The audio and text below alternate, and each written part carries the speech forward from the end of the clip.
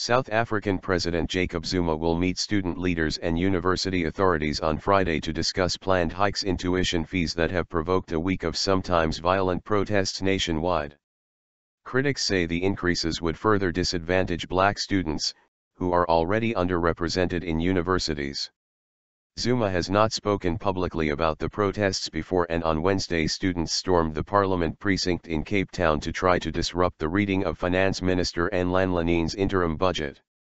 Referring to plans for fees to rise as much as 11.5%, Zuma said in a statement, "Nobody disagrees with the message that students from poor households are facing financial difficulties and possible exclusion."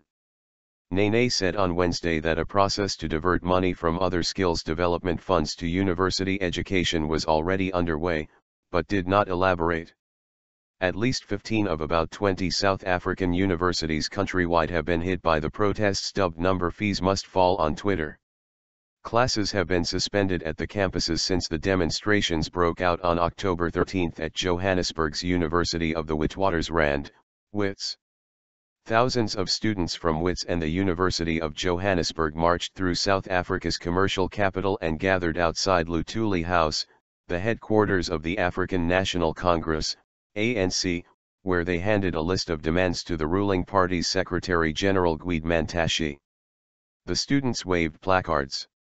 One read, "Free education, tax the rich," and declined to be addressed by Mantashe. Later Mantashe told reporters that the ANC would in future look to introduce free education, without elaborating. In Cape Town, students marched in the city and engaged police in skirmishes as officers fired stun grenades. "We will be meeting the president and his ministers in Pretoria tomorrow and will demand decisive state intervention to ensure that students in need do not face a fee increase in 2016, Max Price, the vice-chancellor at the University of Cape Town, UCT, said in a statement. Universities say they need higher fees to keep up standards, and they urged the government to find the extra money.